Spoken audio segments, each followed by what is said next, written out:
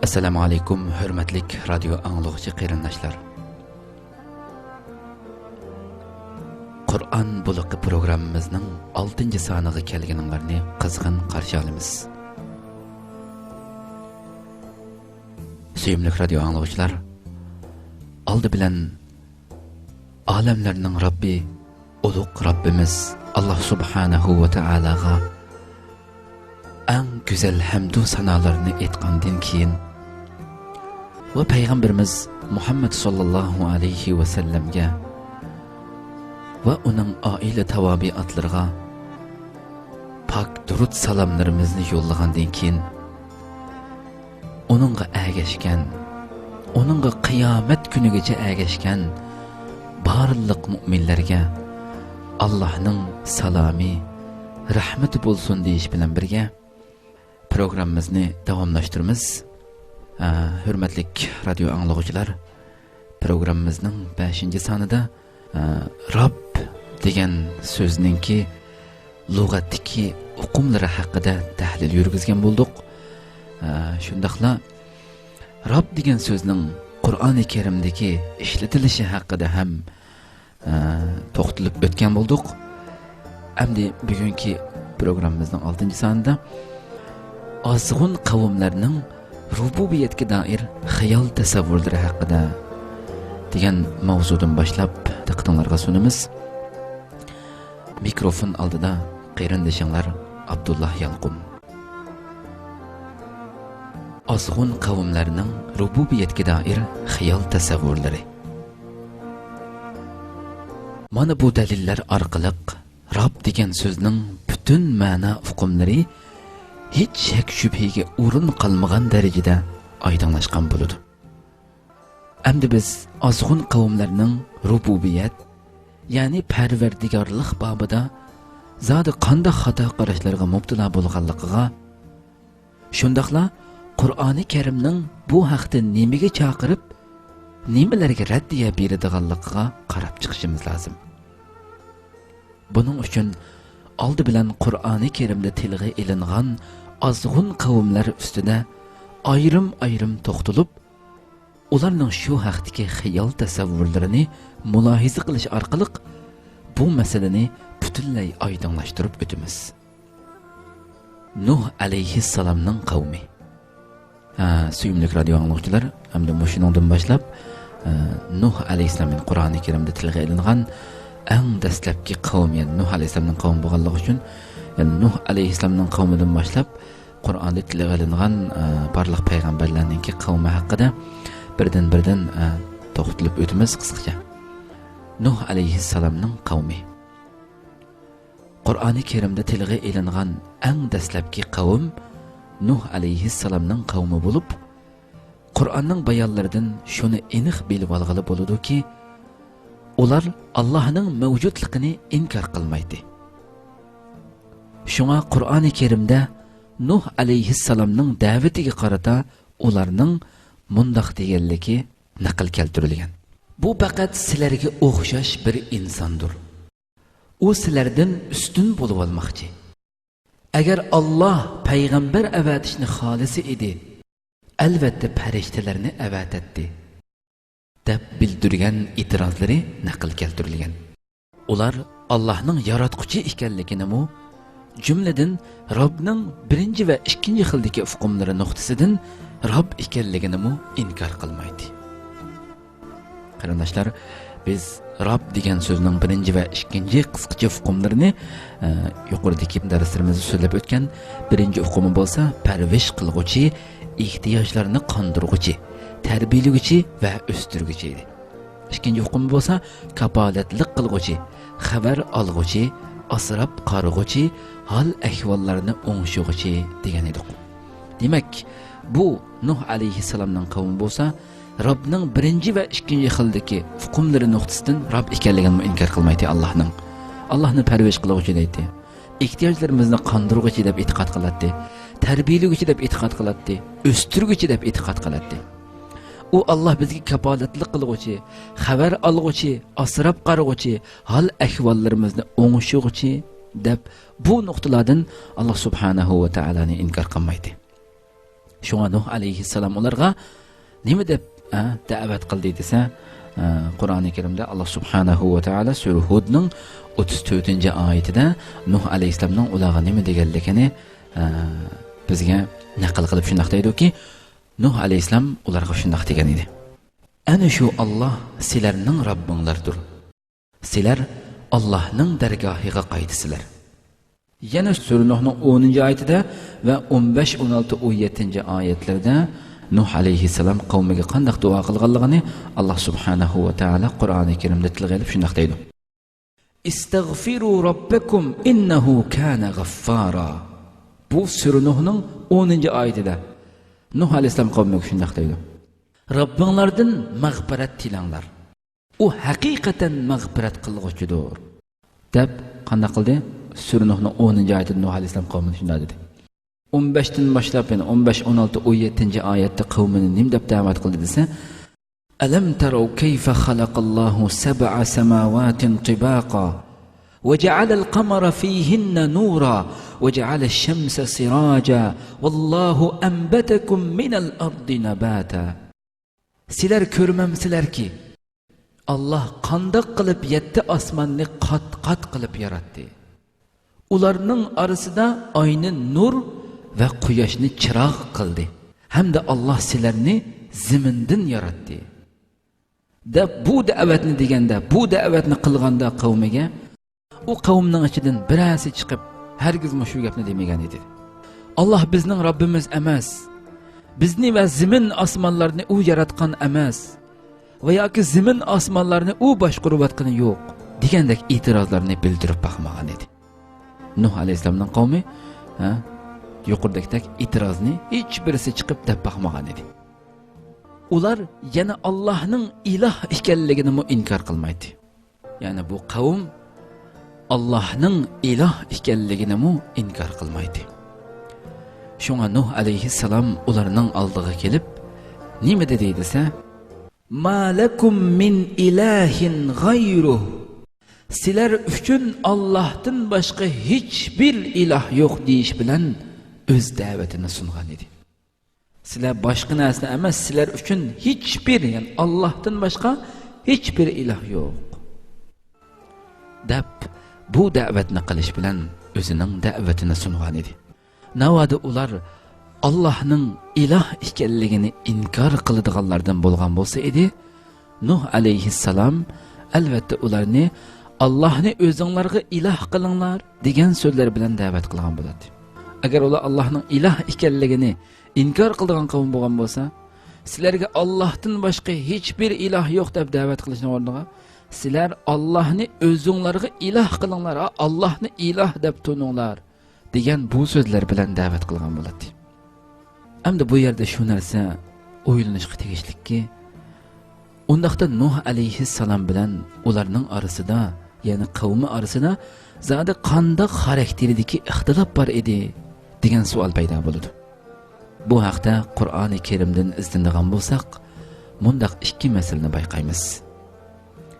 Birinchisi, Nuh alayhissalomning ta'limoti, sizlar o'zinglarmi olamlarning Robbi deb e'tirof qiladigan, sizlarni va butun koinotni vujudga keltirganligiga qoyil bo'ladigan, hamda sizlarning butun ehtiyojinglarga kepil bo'ladigan ashu Alloh taolo sizlarning tanho ilohinglardir. Uningdan boshqa ikkinchi birisi hargiz iloh bo'la olmaydi. Sizlarning hojatinglarni ravo qiladigan, mushkullaringlarni oson qiladigan, duolaringlarni anglab sizlarga yordam qiladigan dal ashu yegona Allohdir. Shunga sizlar faqat uning oldida itoatga bosh egishinglar lozim deganlardan iborat bo'lib, u o'z qavmiga nima deb da'vat qilgan desa, ya qavmi ibudulloha ma lakum min ilahin g'ayruh. Ey qavmim, Allohga ibodat qilinglar. Sizlarning uningdan boshqa hech bir ilohinglar yo'qdir. Walakinni rasulun min robbil alamin uballighukum risalati robbi. Men olamlarning Robbi tarafidan avatilgan payg'ambarman. sizlarga o'z Robbimning yo'l yo'riqlarini yetkazman deb xitob qilgan edi. Ammo ular dal bu ta'limotning aksiga olamlarning parvardigori albatta Alloh taolodir. Lekin boshqalarmi Allohning hukmronligiga oz to'la aralashalaydi. Ehtiyojlarimizning qondirilishi ularga munosabatlik. Şunu biz Allah bilan birlikte başkalarını mı ilah qilamiz deyishadi. Ularning serdarları ve peşvaları ey xaloyiq, öz ilahinglarni hargiz terk etmanglar. Vadni, Suvani, Yag'usni, Yauqni ve Nasrni hargiz terk etmanglar deyishdi. İkincisi, ular Allah'ni faqat yaratquchi, zimin osmonlarning xo'jayini, koinotning boshqaruvchisi degan ma'nodilla Rob deb e'tirof qiladi. Bu ma'nodan Rob deb e'tirof qiladi. Ammo axloq, madaniyat, jamiyat va siyosat qatorliq butun amaliy turmush masalalarida Alloh taolo oliy hukmron, yetaklovchi va qonunchidir. Cheklash ham yo'lga qo'yish huquqiga sahibdir. Şuna itaat faqat aşu Allah qilib maxsus bo'lishi lozim deganga unumaydi. Bu barliq ishlarda ular o'z sardor katta boshlarini va diniy peshvolarini Rob qilib oladi. Nuh alayhissalomning ularga qo'ygan talabi bo'lsa, dal shuning aksiga rububiyatni, ya'ni xudolikni parch-parch qilib olmanglar. Rabbning bütün ma'no hukmlari bo'yicha faqat ashu yegona Allohni o'zinglarning Robbi bilinglar. Men uning vakili bo'lish salohiyatim bilan sizlarga yetkazgan qonun ahkomlarga ergashinglar degandan iborat bo'lib, Nuh alayhissalom o'z xitobida haqiqatan sizlarga nisbatan Allohning mo'tivar payg'ambariman. Shunga sizlar Allohdan qo'rqinglar va menga itoat qilinglar degan edi. İnni lakum rasulun amin fattaqullaha va ati'un. Haqiqatan sizlarga nisbatan Allohning mo'tivar payg'ambariman. Shunga sizlar Allohdan qo'rqinglar va menga itoat qilinglar degan edi. Tuvaniksi Ad qavmi.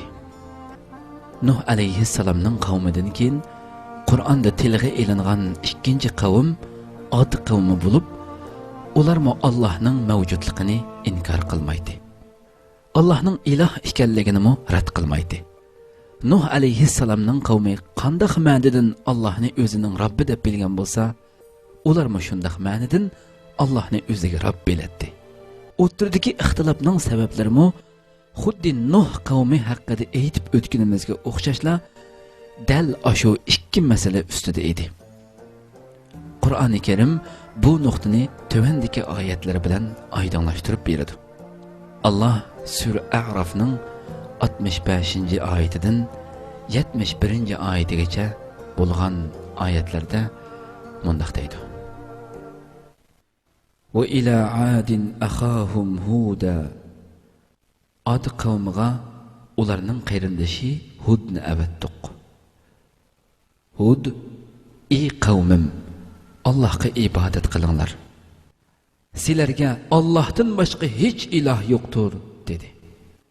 Ular, sen bizni ota-bobolarimiz ibadet qilib kelayotgan mabudlarni tashlab, yolg'iz bir Allah'a ibadet qilishga da'vat qilg'ili keldingmi? deb javob berishdi.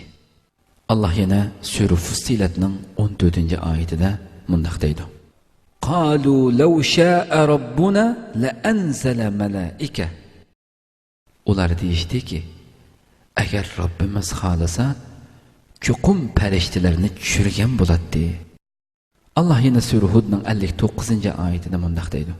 Ana shu Ad qavmi Robbining oyatlarini inkor qildi. Uning payg'ambarlariga osiylik qildi. Har bir uchiga chiqqan tarsa shafqatsizlarning buyrug'iga ergashdi. Tuvandiksi Samud qavmi. Endi Samud qavmiga qarab boqaylik.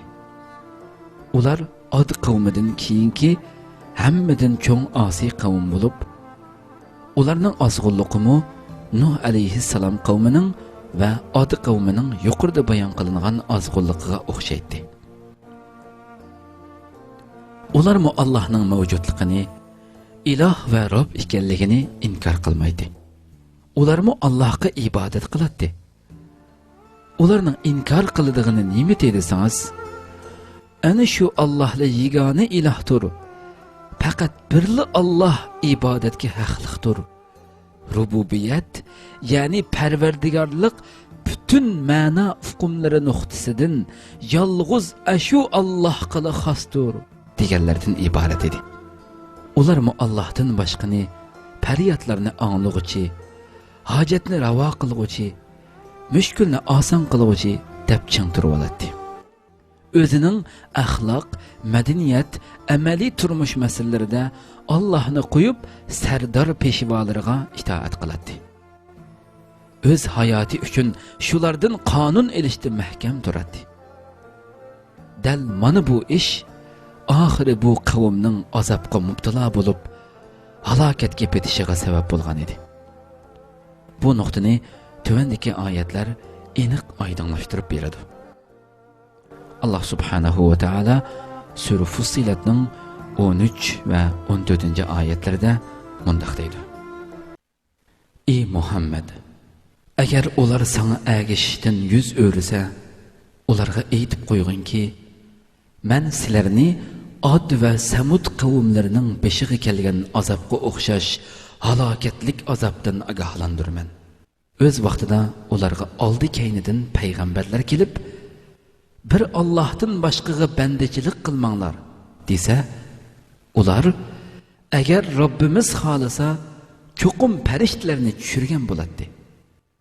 Shuni biz sizlarning elib kelganlaringlarga ishonmaymiz deydi. Qarindishi Solihni payg'ambar qilib avatdiq. U: "Ey qavmim, Allohga ibodat qilinglar.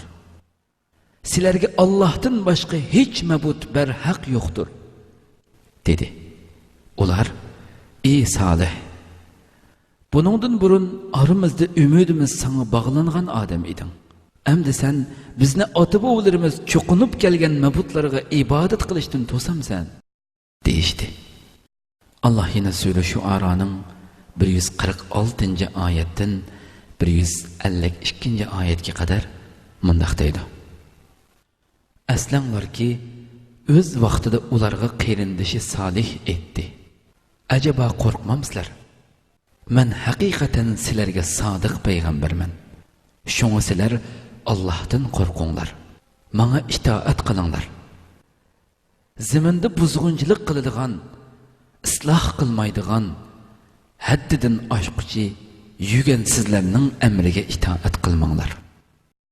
Demak, qarindoshlarim, biz bugungi programmamizda so'zlab o'tgan Nuh alayhissalomning qavmi va Ad qavmi, Samud qavmi qatorliq bu qavmlarningki rububiyatga doir xiyol tasavvurlari haqida, Rob degan hukmga qanday qarashda ekanligi haqida bugun biroz to'xtalgan bo'ldik.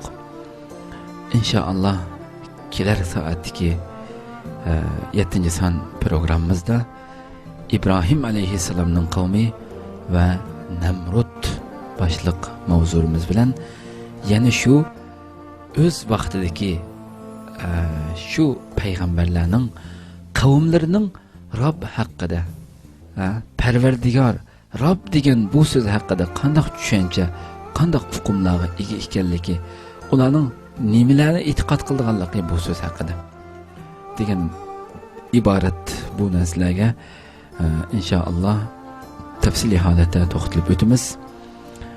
Bugun vaqt munosabati bilan programmamiz mushada oyoqlashadi.